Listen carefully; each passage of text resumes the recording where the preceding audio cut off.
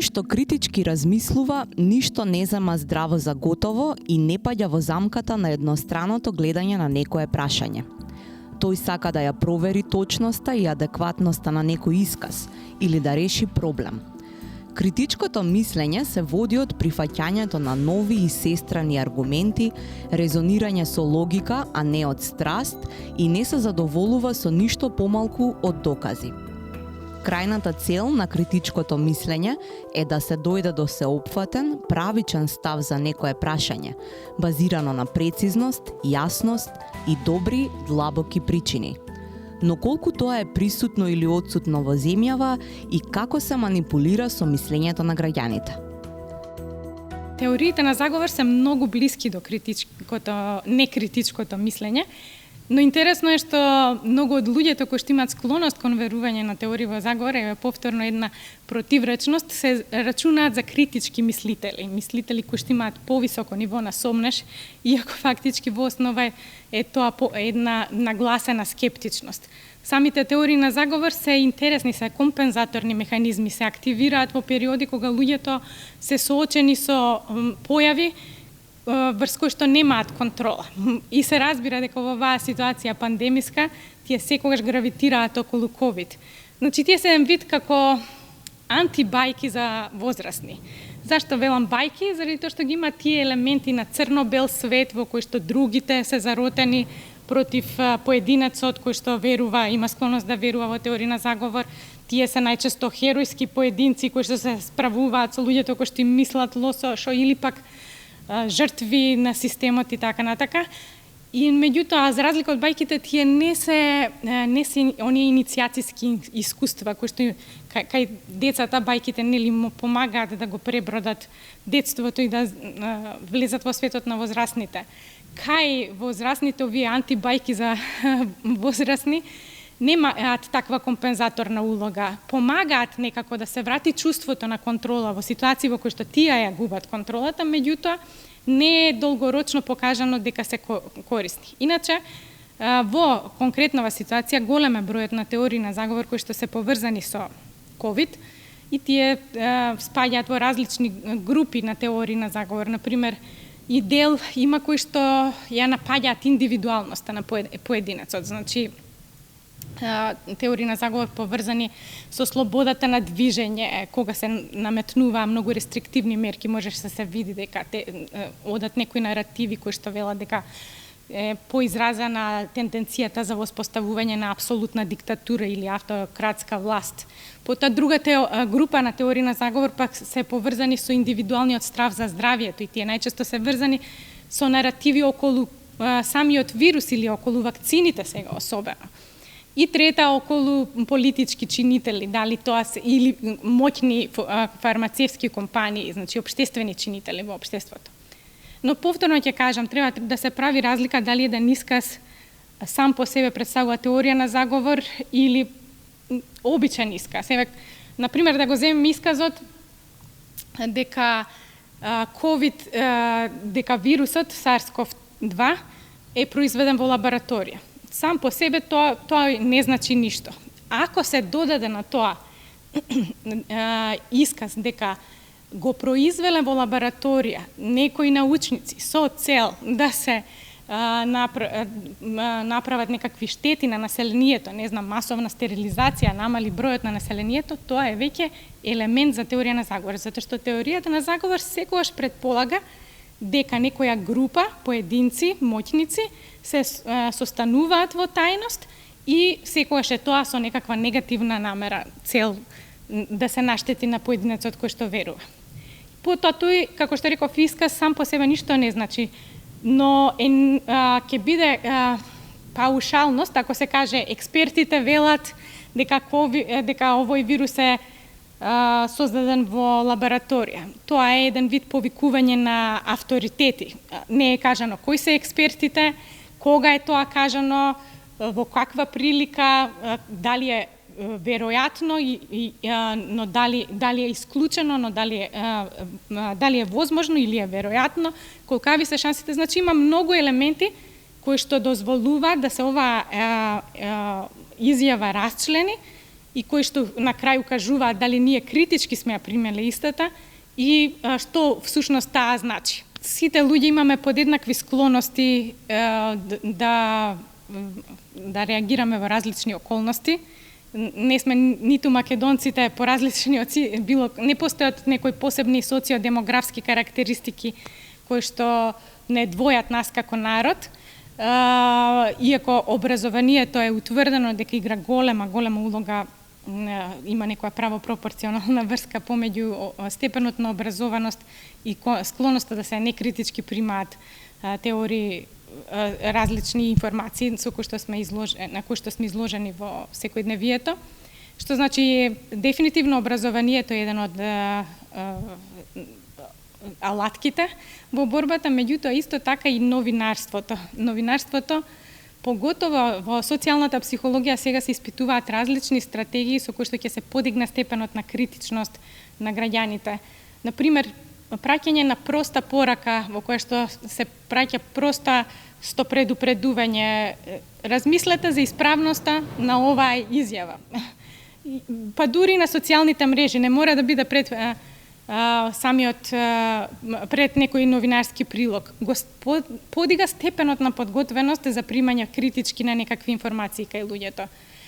Потоа има една стратегија се вика pre-banking, preemptive debunking. Тоа е значи разобличување на самата дезинформација пред да се појави. Значи го подигаме самиот примател на таа информација на степен на подготвеност дека можеби ќе се соочи со некаква дезинформација.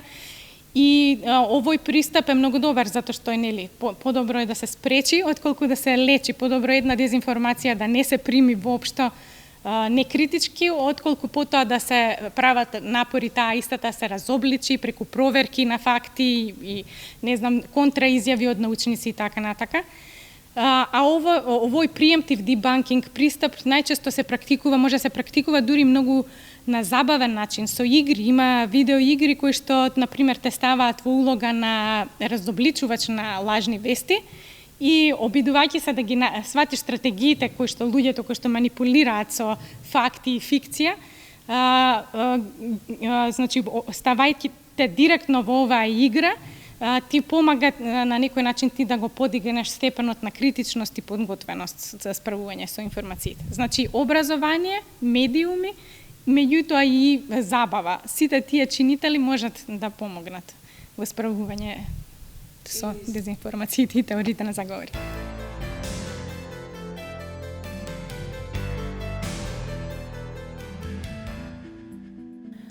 Во борбата да се размислува критички, секогаш има пречки на патот. Тоа се методите за манипулација. Единствено преку препознавањето на логичките грешки, односно валканите трикови на оние кои што сакаат да извлечат некаква корист преку маневри за здобивање со влијание, предност и моќ, јавноста може да се заштити и да дзирне зад маските на скриените медиумски агенди и политиката. НВО Инфоцентарот во 2013 година објави водич на мислителот за логички грешки. Еве, ова е таа книгичка која што ние ја преведовме и ја издадовме уште 2013 година, кога беше во режимот на Никола Груевски, каде што навистина беше толку згуснато од пропаганда, од манипулации, сметавме дека е крајно време, многу е важно да започнеме со едукација и информирање на граѓаните како да препознаат манипулација, да ги препознаат логичките грешки, и тоа трае до ден денеска. Без разлика, мислам дека и кај нас и во светот, овие преку 40, тука се наведени преку 40 форми, видови на логички грешки, односно на форми на манипулација, и мислам дека ако почнеме да ги анализираме, нема нешто што не се појавува и овде и во светот. Да речеме, најчесто имате генерализација. Многу сакаат и политичарите, па и сите други да генерализираат, да ги поедноставуваат работите. За многу комплицирани проблеми сакаат да понудат едноставни, брзи, преку ноќ решенија, топ-шоп решенија. Тоа го имате постојано. Гледате како брзо се решава корупцијата. Ја нема во високите ешалони, ја има на шалтери, шалтерите ќе ги средиме и нема да има корупција. Значи, тоа се некои пораки кои што ние постојано ги добиваме како генерализација, честото повикување на традиција и на тоа ние традиционално го правиме или на верски вредности, како да се априори тие вредности и таа традиција нешто добро, нешто што ние по секоја цена мора да го почитуваме, да го негуваме и така натаму. Само да подсетам, патриархатот е дел од традицијата, да не речам и насилството и така натаму, што значи дека тоа се многу чести форми на манипулации со кои што се користат сите во јавниот простор, понатаму прецизното користење на статистики, например. Ние сме денеска бомбардирани, еве од Министерството за здравство, секојдневно по не знам колку соопштенија и информации доаѓа за тоа колку луѓе се вакцинирани, колку луѓе се заболени и така натаму, но при тоа не значи навидум луѓето сакаат статистики, бројки, сметејќи дека математиката е екзактна, дека не може да се манипулира, но во суштина верувам дека секогаш кога ќе сте предозирани со конкретни до децимала податоци, ако мала анализа ако направиме, ќе видиме дека и тука има најразлични форми на манипулации, на погрешно наведување и слично, и тоа често пати се користи од најразлични центри на моќ. И сега да не ги редам, има многу, речиси, во суштина секоја логичка грешка што е во книгата наведена, ја имаме кај нас. Јас мислам дека критичкото мислење е предуслов за се. Вие можете и да знаете како функционираат медиумите, да знаете дека треба да трагате по вистински информации и така натаму, но ако немате критичко мислење, ако немате критичка дистанца, ако не знаете, тоа не го практикувате, не размислувате со своја глава, не ги проценувате по една од грешките или логичките манипулации, повикување на авторитети и така натаму. Значи, мислам дека она што во суштина е најважно кај нас е тоа што во образовниот систем мора да го негуваме и да го учиме и да го поттикнуваме критичкото мислење. И потоа следна фаза е за мене медиумската писменост или барем мора да одат паралелно двете работи. Затоа што без тоа мислам дека нема да имаме ни медиумски писмени граѓани.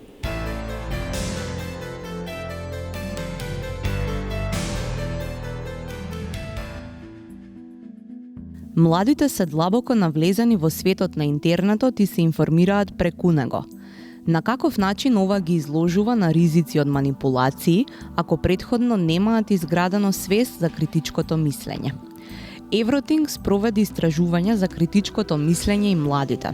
Според истражувањето, нивото на доверба во државните институции кај новинарите е ниско, што се гледа од одговорите во врска со владиниот план за борба против дезинформации. Имаше 19 прашања кои што пробаа да ја дадат сликата како изгледа процесот на мислење, размислување и учење кај младите. И тие 19 прашања беа извадени беа искористени како пример, како пристап од една студија врзана за когнитивните процеси, која што е изведувана на неколку пати. Првиот пат е изведена во 1982 година и после тоа уште еднашка на сличен примерок на луѓе во Америка. И овие 19 прашања што ги вклучивме во истражувањето беа тврдења. Не беа прашања, беа тврдења со кои што они требаше да се согласат на Ликертова скала, да дадат одговор колку се согласуваат со тврдењето. Например, кога правам нешто што ме збунува, го оставам и заборавам на истото. Значи, ова е тврдење. И на ова тврдење имаше скала на која што може испитаниците да дадат одговор. Интересно, во резултатите што ги имаме е дека 68% на ова прашање одговориле дека не се согласуваат, односно кога прават нешто што ги збунува, не го оставаат и не забораваат на истото. Загрижувачки се другите проценти. Имаш отприлика некаде 15% кои што се согласуваат со ова тврдење или целосно или делно. Тоа значи дека имаш 15% од испитаниците, млади луѓе на универзитети, студенти, кои што кои ќе се зафатат со процес што ги збунува, го оставаат и забораваат на истото. И има 17% од испитаниците кои што не дале одговор на ова прашање. Тоа значи дека некаде околу 30, повеќе од 30% овој сегмент на млада популација, 30% кои што имаат негативен став или индиферентен став кон мисловните процеси, се провлекувани из целата анкета. Од прилика 2/3 сакаат да мислат и декларираат, искажуваат волја за мислење, а другите до 1/3 или немаат став кон прашањето или не сакаат да мислат. Што се однесува до медиумската писменост и до начинот на информирање, тоа е во вториот дел, еден дел од испитувањето, од истражувањето. Пробуваме да добиеме слика за тоа каков однос имаат кон информацијата, како функционира информирање, односно пребарување на информации кај младите и како го прават проверувањето и справувањето со дезинформација. Ги прашавме кои се главните причини поради кои што се сомневаат во информација која што е прочитале на социјални мрежи. Над 50% од испитаниците кажаа дека главна причина за сомневање во една информација е недостатокот на детали за изворот на информација. Блиску до нив тенденција на авторот да претерува или да преувеличува, односно да искривува одредена слика, тоа е втората причина ради која што се сомневаат во некоја информација. Искажување на мислење наместо фактички информации, трета причина. Политички контекст, политичка природа на информациите е следна причина. Заклучоци кои што не се совпаѓаат со изворните податоци, односно искривени заклучоци кои што не се во корелација со доказите. Слаб квалитет на методологија на истражување, односно, не знам, лошо изведена анкета, лошо представени примери, методологија која што не е научна и така натаму. Грешките во опишување, јазични, правописни, граматички, уште една причина за младите да се сомневаат во вистинитоста на една информација. После тоа ги прашувавме како изгледа едно типично интернет пребарување. Значи, кога прават пребарување на интернет во некој search engine, што прават? Дали обично ги читаат без да ги отворат резултатите, без да ги отворат некои од понудените линкови, дали ја читаат само првата страна од понудените резултати на пребарувањето и дали отвараат нешто од таа прва страна или одат на втора страна. Навиките се мешани во овој дел, значи какви им се навиките за пребарување. Многу малце од испитаниците, од прилика 20 и по 20%, велат дека ги отвараат сите линкови на првата страна со понудени резултати. Немаат одговор на ова прашање, некој 8%. Сме ги прашале исто така дали би отвориле, дали би кликнале да го проверат целосниот оригинален извор доколку тој е достапен во Веста.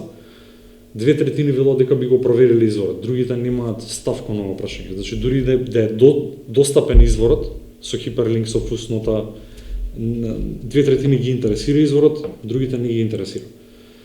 Во поглед на односот нивни со социјални медиуми и со интернет, ги замоливме да дадат мислење, да дадат рангирање на тоа што мислат, кои типови на извори на информации се најверојатни да шират дезинформации.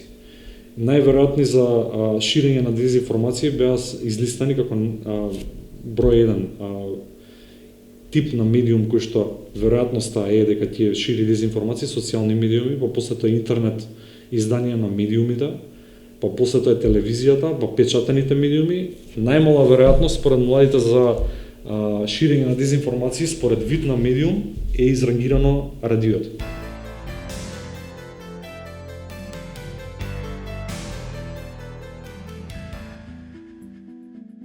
Критичкото мислење е интелектуален квалитет и живот на активност на возрастното доба, но вештините се учат од мали нозе.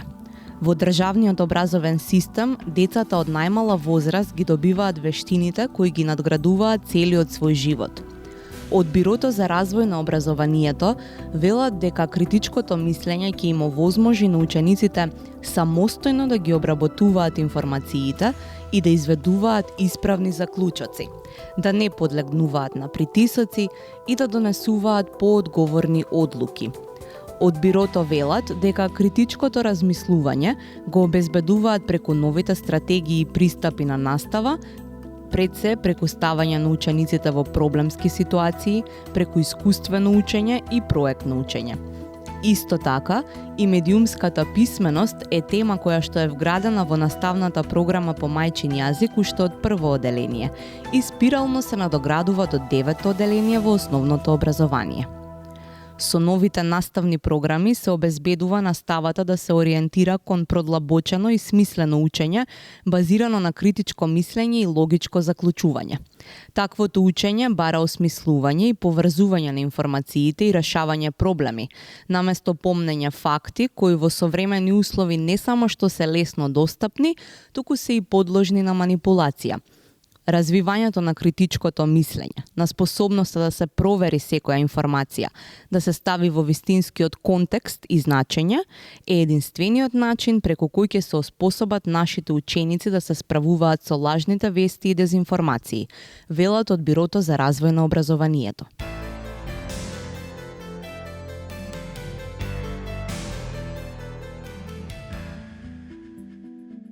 Фондацијата Метаморфозис преку проектот Критинг неуморно се бори против дезинформациите, спиновите и манипулаторските наративи во политичкиот дискурс преку точно разработена методологија. Оттаму заклучуваат дека критичкото мислење е многу важно кога се процесираат информациите од медиумската сфера. Она што е важно е дека медиумите имаат огромна можност да придонесат кон развојот на критичко мислење преку градување и ширење на содржини од овој тип во нивната секојдневна работа. Тоа е пред се важно од аспект на проверка на факти, за да може да се пренесат јасни и точни информации до граѓаните кои што потоа носат одлуки во својот живот врз база на тие информации, но исто така и во форма на образовна програма, бидејќи образовната компонента кај медиумите е занемарена во последните децении, иако тоа е една од трите основни компоненти на медиумскиот концепт како што се подразбира во Европа. Покрај информирање и забава, да има и образование. Тоа образование не мора да биде детска програма, може да биде вградено на разни начини со цел на граѓаните да им се пренесат знаења. Од документарни програми до забавни програми, квизови, па и било која друга форма, толку е широк распонот на можности со кои што креативно може да се пристапи кон оваа област, што е навистина штета што медиумите избегнуваат да тргнат во таа насока, туку се задржуваат во само неколку форми на функционирање, кои што често се сведуваат на сензационализам и она што го викаат кликбейт. Затоа и се паѓа довербата на граѓаните во медиумите и во другите институции на општеството и самиот фокус кон промоција на критичко мислење, на медиумска писменост, може да помогне медиумите да го вратат кредибилитетот како јавен сервис.